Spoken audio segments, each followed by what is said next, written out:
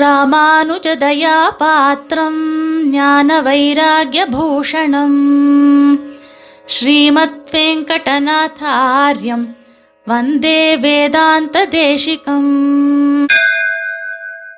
இன்றைய தேசிக நீதி ஹரி என்கிற திருநாமத்தை கீர்த்திக்க வேண்டும் என்பது. இதை சொல்லுகிற தேசிக சூக்தி இதோ. ஹரிரித்யக்ஷரத்வயத்தை அவசமாகவாகிலும் உச்சரித்து பரமபத கமனத்துக்கு பரிகரபந்தம் பண்ணுகையே பண்டித கிருத்தியம் என்று பரமபத சோபானத்தில் இருக்கிற வரி. இந்த திருநாமத்தை, ஹரி என்கிற திருநாமத்தை எப்போது சொன்னால் நல்லது, எத்தனை தடவை சொன்னால் நல்லது, எப்படி சொன்னால் நல்லது என்று எல்லாவற்றையும் நமக்கு சொல்லித் தருகிறார் சுவாமி தேசிகன். தினமும் அதிகாலையில் தூங்கி எழுந்தவுடன் ஹரி என்கிற திருநாமத்தை கீர்த்திக்க வேண்டுமா. ஸ்ரீ வைஷ்ணவ தினச்சரி என்கிற தேசிக பிரபந்தத்திலே அவருடைய பாசுரம் இதோ. வரியிருளழி வழி மனம் வரும் உணர்வோடு கரிகிரி மருவிய கரியவனடியினை பறிவோடு பரவு நல்லடியவர் பழவுரை அரியரி அரியரி அரியரி அரியே. இந்த பாசுரத்திலிருந்து நமக்கு 4 தகவல்கள் தெரிகின்றன. ஒன்று, வரி இருள் அழி வழி என்றதாலே இருட்டு நீங்குகிற காலத்தில், அதாவது வைகரை பொழுதில் இதை கீர்த்திக்க வேண்டும். 2, பக்தியோடு கீர்த்திக்க வேண்டும், பரிவோடு என்று பதம். 3, இதுவே அடியவர்களுடைய பழ உரையாகும், பிராச்சீனமான உபதேசம் இது. 4, ஹரி என்பதை 7 தடவை சொல்ல வேண்டும்.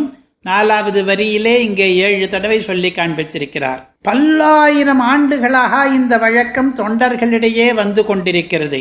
எந்த வழக்கம்? துயில் எழுந்தவுடன் ஹரி ஹரி என்று 7 தடவை சொல்லுகிற வழக்கம் தொன்று தொட்டு வருகிற வழக்கம். இந்த தேசிக பிரபந்த பாசுரத்தை விட மேலும் பிரசித்தமானது ஆண்டாள் திருப்பாவியிலே அருளுகிற வரி. உள்ளத்து கொண்டு முனிவர்களும் யோகிகளும் மெல்ல வெழிந்து அரியன்ற பேரரவம் உள்ளம் புகுந்து குளிர்ந்தேலோரெம்பாவாய்.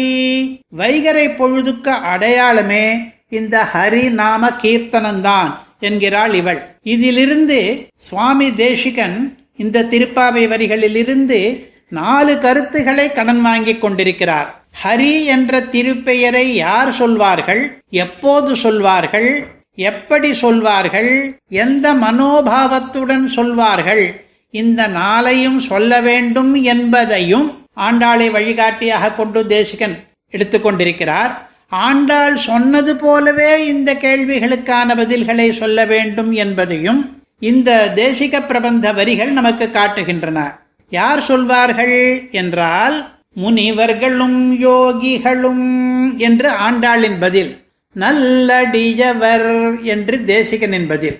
எப்போது சொல்வார்கள் என்றால், மெல்ல வெழுந்து என்று ஆண்டாளின் பதில், இருட்டு குறையும் போது என்று தேசிகனின் பதில்.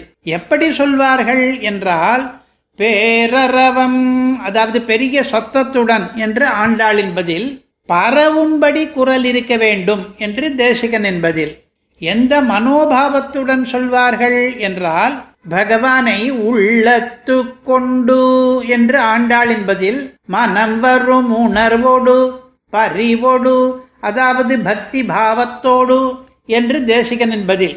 இவ்வாறு வழக்கம் போல பூர்வர்களை எல்லா விதமாகவும் பின்பற்றி கொண்டு சுவாமி தேசிகனுடைய சூக்தி இங்கேயும் அமைந்திருக்கிறது. இப்படி ஹரி என்று கீர்த்திப்பதை ஏன் பண்டித கிருத்தியம் என்கிறார் என்று கேட்டால், பண்டிதர்கள் பெரிய பயன்களை எளிய வழியிலே அடைவார்கள், கெட்டிக்காரர்கள்.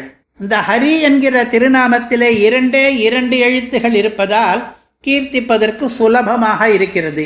அவசமாக அதாவது நம்மை அறியாமல் சொன்னாலும் கூட பலன் தருகிறது. 3வதாக பரமபதம் என்கிற பெரிய பலனுக்கே வழி அமைத்து கொடுக்கிறது. எளிமையான முறையிலே பெரியதான பலனை பெறுவதல்லவா பண்டிதர் செயல்.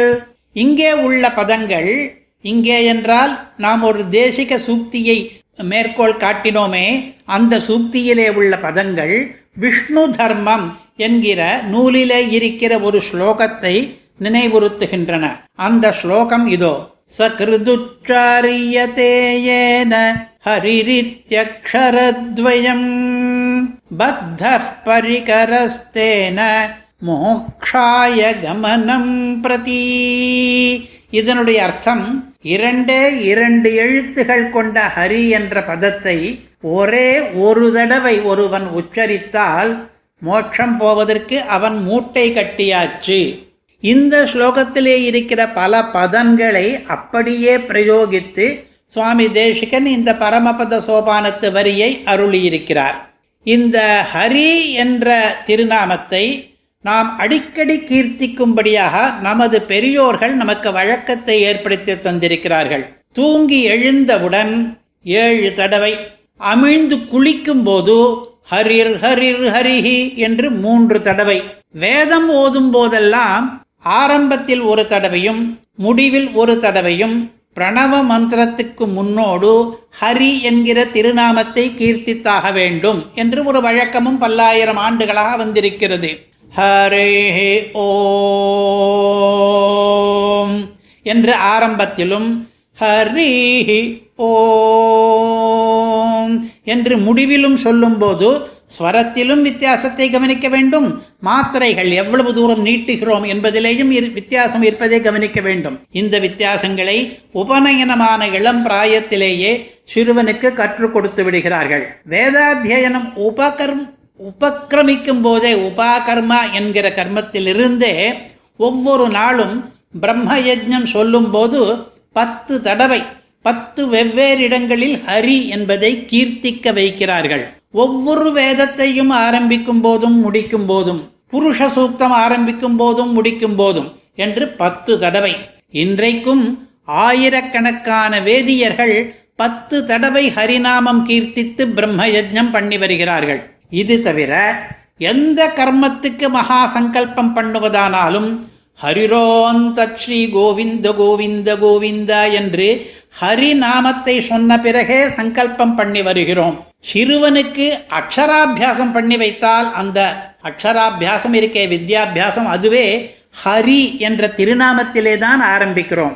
இவ்வாறாக நம்முடைய முன்னோர் ஹரி என்ற திருப்பெயரின் பெருமையை உணர்த்தும் விதமாக நிறைய பழக்க வழக்கங்களை நமக்கு ஏற்படுத்தி இருக்கிறார்கள். இப்பொழுது சூக்தியை மறுபடி சேவிப்போம்.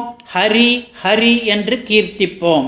ஹரிரித்யக்ஷரத்வயத்தை அவசமாக வாகிலும் உச்சரித்து பரமபத கமனத்துக்கு பரிகரபந்தம் பண்ணுகையே பண்டித கிருத்தியம். கவிதார்க்கிக சிம்ஹாய கல்யாண குணசாலினே ஸ்ரீமதே வெங்கடேஷாய வேதாந்த குரவே நமஹ.